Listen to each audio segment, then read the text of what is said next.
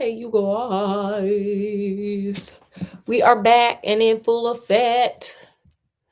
And we're back with, of course, the Hitchhiker's Guide to the Galaxy. Scott, do you remember where we are, where we left off last? Um,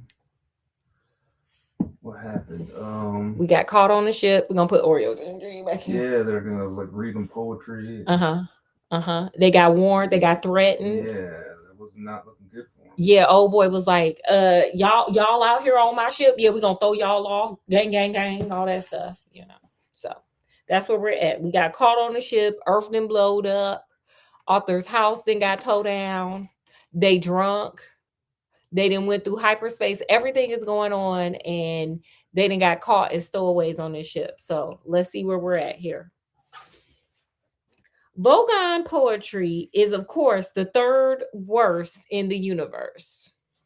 The second worst is that of Asgoths of Kyria during a recital by the poet master Guthros the flatulent of his poetry, Ode to a Small Lump of Green Putty, I found on my armpit one midsummer morning. Four of his audience unalived of internal hemorrhaging. Rap and poetry are one and the same in my mind. I don't, know what you guys think.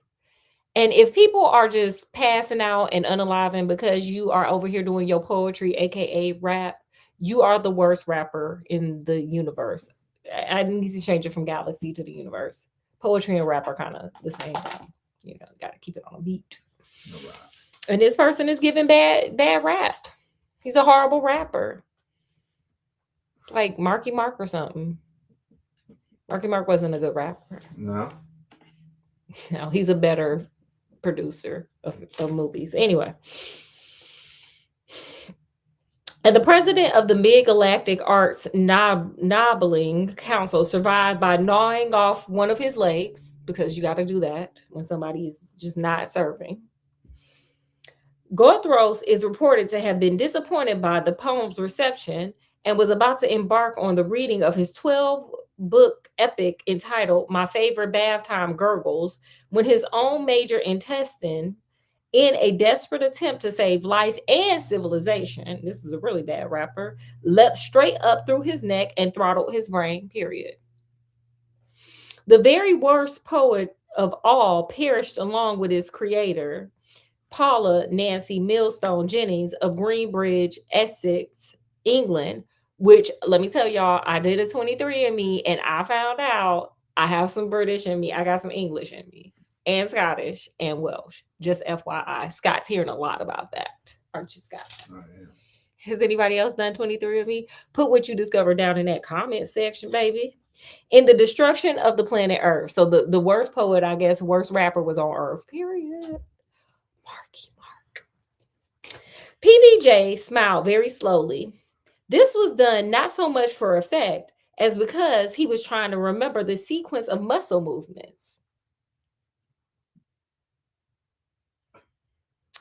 He had had a terribly therapeutic yell at his prisoners and was now feeling quite relaxed and ready for a little callousness. Period.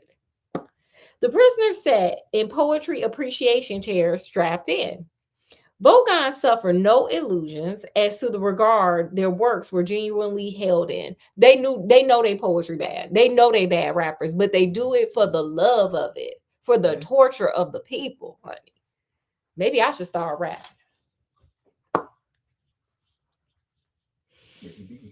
Hey. Their early attempts at composition had been part of the blundering insistence that they accepted as a properly evolved and cultured race. But now, the only thing that kept them going was the sheer bloody mindedness. The sweat stood out cold on Ford's brow and slid around the electrodes strapped to his temple. Okay, they got them in an electric chair listening to this poetry.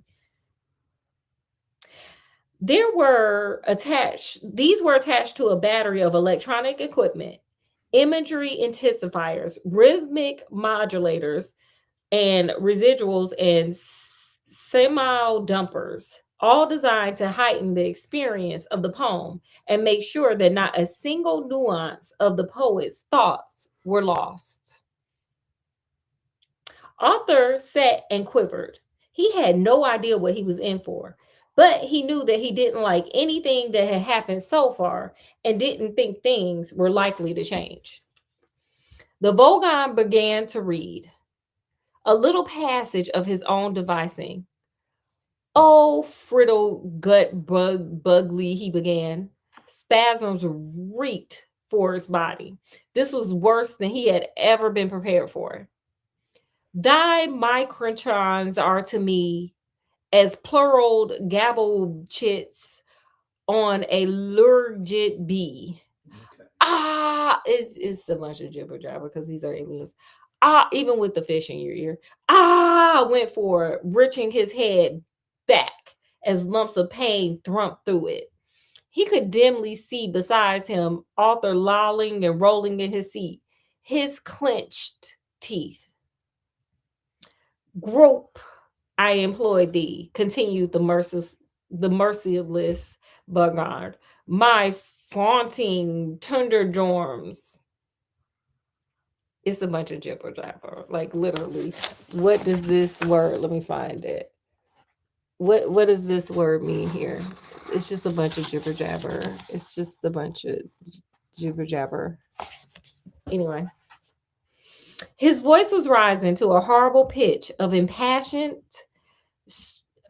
seriousness, and blah drangle me with crinkly burger, or I will rend thee in the Gerberwurst with my burger. See if I don't. No! cried Ford, and through one final spasm as the electronic enhancement of the last line caught him full blast across the temples, he went limp. This man passed out. Arthur lolled. Now, Earthlings, said the Vargon. He didn't know that Ford was in fact from a small planet somewhere in the vicinity of Beetlejuice and wouldn't have cared if he had. I present you with a simple choice. Either unalive in the vacuum of space, or, he paused for melodramatic effect, tell me how good you thought my poem was. He threw himself backwards into a huge leathery bat-shaped seat and watched them. He did the smile again. Do I look like an alien smiling? That does look like an alien smiling. Yeah. Ford was gasping for breath. He rolled his dusty tongue around his parched mouth and moaned. Arthur said brightly, actually, I quite liked it. Let me sound British because I am British. I just learned that today when my 23andMe stuff came back. I quite liked it. Did I sound British? Did I sound English? I feel like I did.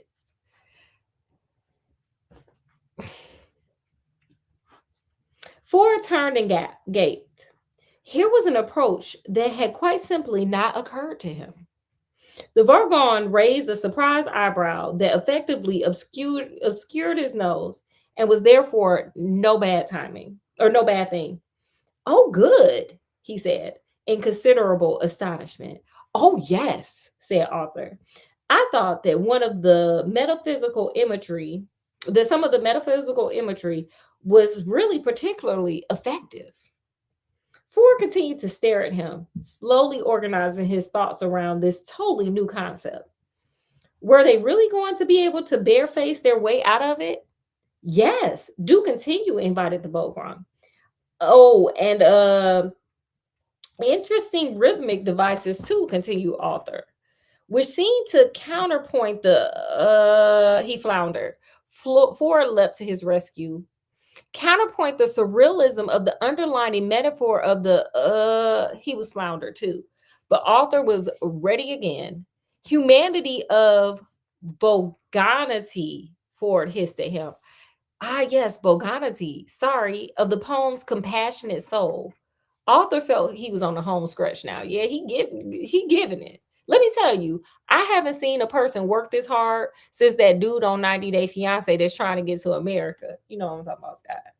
The one from Nigeria. No, the one from Nigeria. No, yeah, he's working it. Yeah, he working it, honey. He over there just telling her everything. He's like, "You my beautiful queen." But no, I'm tired. I don't want to touch you tonight. I'm tired. Yes, just working hard for the money, honey. Anyway. Ah, yes, vulgarity. Sorry, of the poem's compassionate soul. Author felt he was on a home stretch now. Some of that one dude from Not Day Fiance think that too. Which contrives through the medium of the verse structure to sublimate this, transcend that, and come to terms with the fundamental dichotomies of the other. He was reaching a triumphant crescendo. Okay, you better, boy, bring that home. Bring it home. And one is left with a profound and vivid insight into which suddenly gave out on him. Ford leapt in with the coup de grace into whatever it was the poem was about, he yelled out of the corner of his mouth. Well done, author. That was very good. The Vogron looked at them. For a moment, his embittered racial soul had been touched. But he thought, no, too little, too late. His voice took on the quality of a cat, meow, snagging brushed nylon. So what you're saying is that I write poetry because underneath my mean, callous, heartless exterior, I really just want to be loved. That was Scott before I got to him. He said, he paused. Is that right? Ford laughed, a nervous laugh. Well, I mean, yes, he said. Don't we all deep down, the Vogron stood up. No. Well, you're completely wrong, he said. I just write poetry to throw my mean, callous, heartless exterior into sharp relief. I'm going to throw you off the ship anyway. Guard, take the prisoners to number 3 airlock and throw them out. What? Huh?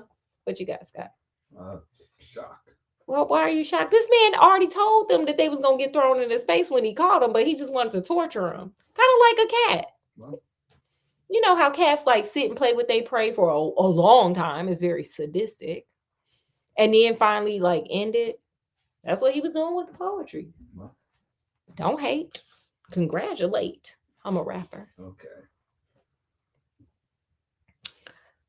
Take the prisoners to number 3 airlock and throw them out. What? Shouted Ford. A huge young Vogron guard stepped forward and yanked them out of their straps with his huge blubbery arms. You can't throw us into space, yelled Ford. We're trying to write a book.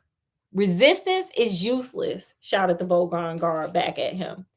It was the first phrase he learned when he joined the Vogron guard corps.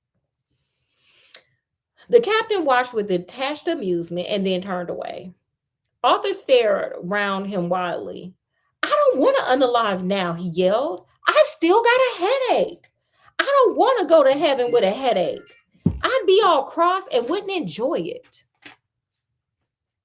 The guard grasped them both firmly around the neck and bowing towards the captain's back, hoisted them both protesting out of the bridge. A steel door closed, and the captain was on his own again. He hummed quietly and mused to himself, lightly fingering his notebook of verses.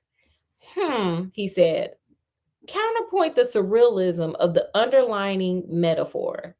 He considered this for a moment, and then closed his book with a grim smile.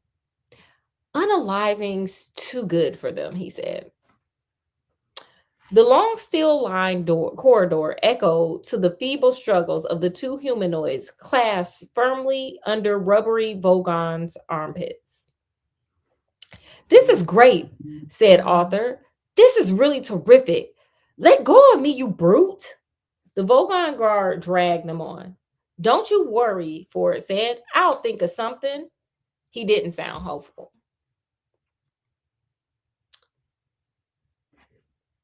Resistance is useless, bellowed the guard. Just don't say things like that, stammered Ford. How can anyone maintain a positive mental attitude if you say things like that? My God, complained Arthur. You're talking about a positive mental attitude? And you haven't even had your planet demolished today. I woke up this morning and thought I would have a nice, relaxed day, do a bit of reading, brush the dog. It's now just after 4 in the afternoon. How you know that?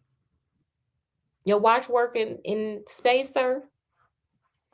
Anyway, it's now just 4 in the afternoon, and I'm already being thrown out of an alien ship 6 light years from the smoking remains of Earth. All right, said Ford. Just stop panicking. Who said anything about panicking? Snapped Arthur. This is just the culture shock. You wait till I'm settled down into the situation and found my bearings. Then I'll start panicking. Period. Arthur, you're getting hysterical. Shut up. Ford tried desperately to think, but was interrupted by the guard shouting again. Resistance is useless. Like, sir, if you don't get another line, get it. Go get that man's poetry book and go just read anything out of it. Like, stop saying the same line like you a parrot. All you can, and you can shut up as well, snap Ford. Uh-oh, he's snapping on the guard. Period. Get him, Ford. Resistance is useless. Oh, give it a rest, said Ford. He twisted his head till he was looking straight into his captor's face. And then a thought struck him. Do you really enjoy this sort of thing? This sort of thing, he said suddenly. We're gonna end it right there because we got a few more pages. Do y'all want me to keep going, or should I stop here? I'll let you make the call. You get to make the call, Scott. I don't know how many pages are left and how long you want to go. 3. Well, 1, 2, 3, 4. 4 pages. You might as well just finish it off. Scott called it. The Volgron stopped dead and looked, and a look of immense stupidity seeped slowly over his face.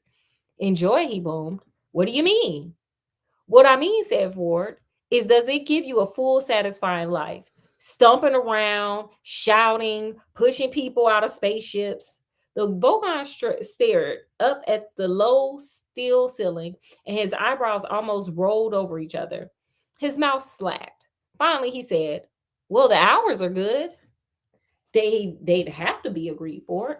Arthur twisted his head round to look at Ford. Ford, what are you doing? He said in an amazed whisper. Oh, just trying to take an interest in the world around me, okay? He said. So the hours are pretty good, then, he resumed. The Vogon stared at him as sluggish thoughts mulled around in the murky depths. Yeah, he said. But now you come to mention it, most of the actual minutes are pretty lousy. Except, he thought again, which required looking at the ceiling. Except some of the shouting I quite like. He filled his lungs and bellowed, resistance is... Sure, yes, interrupted Ford hurriedly. You're good at that, I can tell. But if it's mostly lousy, he said, slowly giving the words time to reach their mark, then why do you do it? What is it? The girls, the leather, the machismo?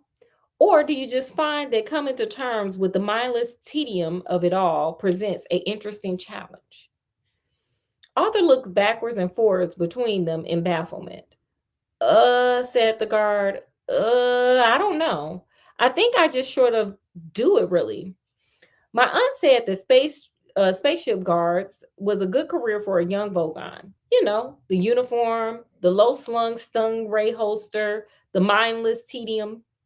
There you are, Arthur, said Ford with the air of someone reaching the conclusion of his argument. You think you've got problems. Arthur rather thought he had. Apart from the unpleasant business with his home planet, the Vogon guard had half throttled him already, and he didn't like the sound of being thrown into space very much. Try and understand his problems, insisted Ford.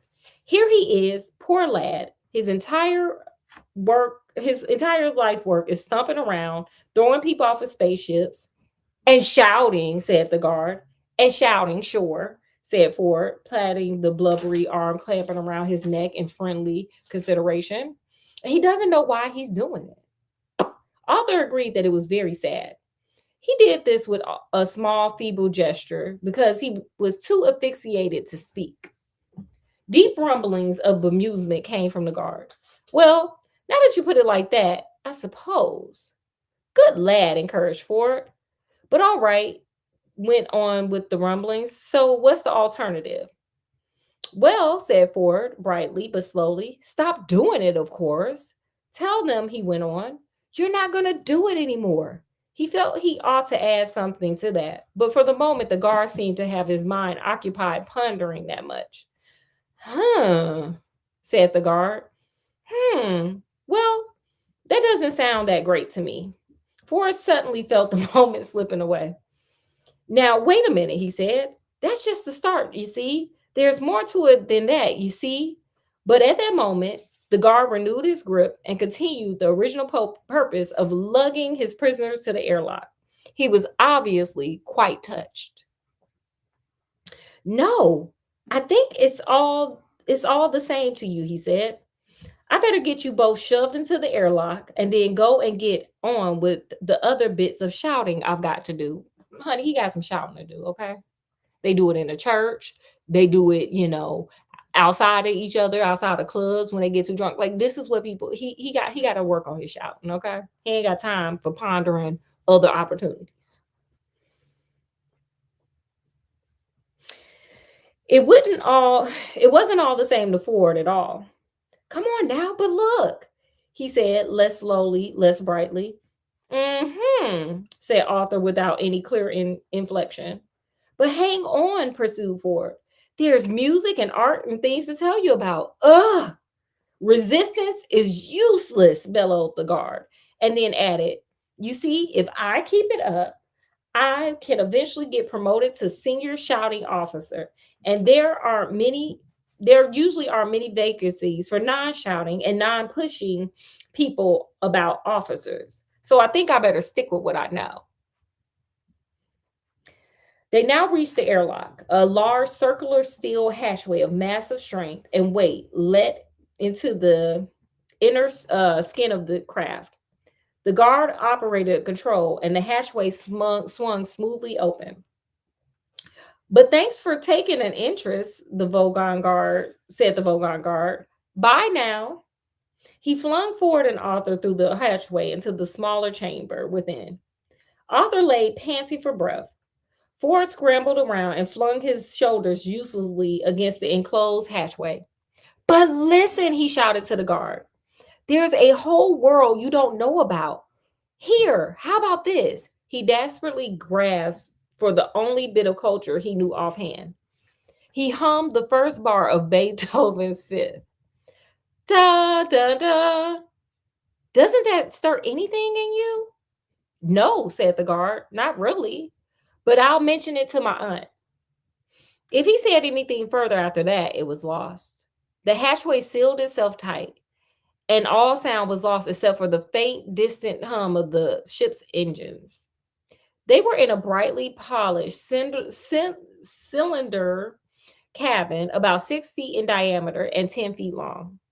Ford looked around, panting. Potentially bright lad, I thought, he said, and slumped against the curved wall. Arthur was still laying on the curve of the floor where he had fallen. He didn't look up. He just lay there panting.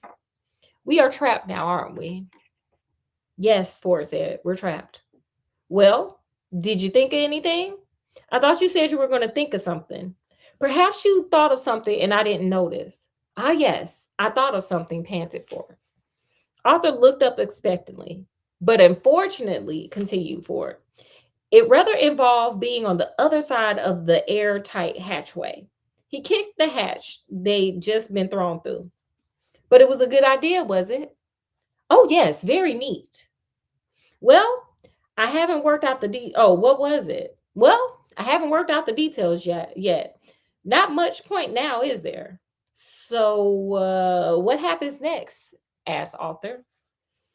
Oh, well, the hatchway in front of us will open automatically in a few moments, and we will shoot into deep space. I expect, and asphyxiate.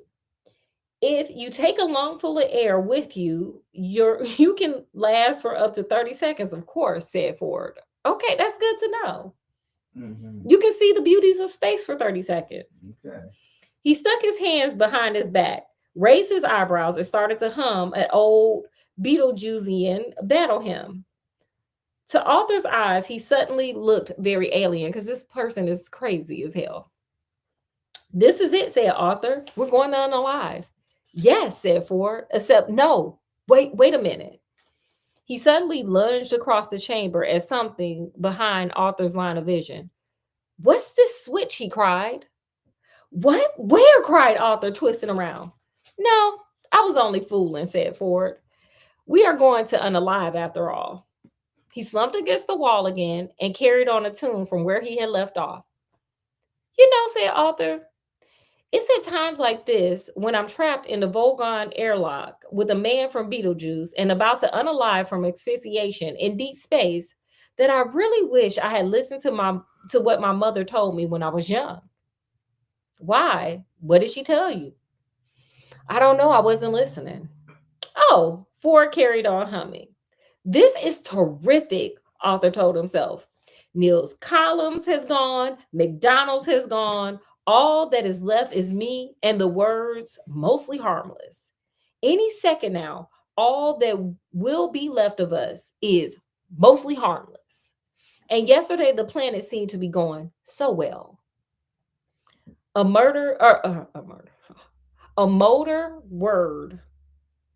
A slight hiss built into a deafening roar of rushing air as the outer hatchway opened into the endless black studded with tiny, impossibly bright points of light. Ford and Arthur popped into outer space like corks from a toy gun. And they all lived happily ever after. I'm kidding. That's the end of chapter 7. All right. They in space, y'all. Hey. Okay. It's a funky spaceship rendition. Okay, well, what did you guys learn? Put it in the comment section. Scott, what did you learn? You better listen to what your mother has to say because you never know when you might need that advice. You might be on a spaceship about to float into the cold, empty, dark space. Okay. What the lesson learned for me is don't panic. Do you see that Ford is not panicked? He's just still sitting there chilling. He like, girl, I'm about to hum this thing that I used to listen to. You know, I gave it a good try and we'll just see where this goes. So he didn't panic. No, he didn't. He's not panicking, period. So if you're in a crazy situation, just don't panic. Follow the rules of the Hitchhiker's Guide to the Galaxy. Did you have anything else, Scott? No, that's what I got. Okay, well, we're going to let you guys go. Of course, we always appreciate you guys coming and hanging out with us. We hope you enjoyed as well.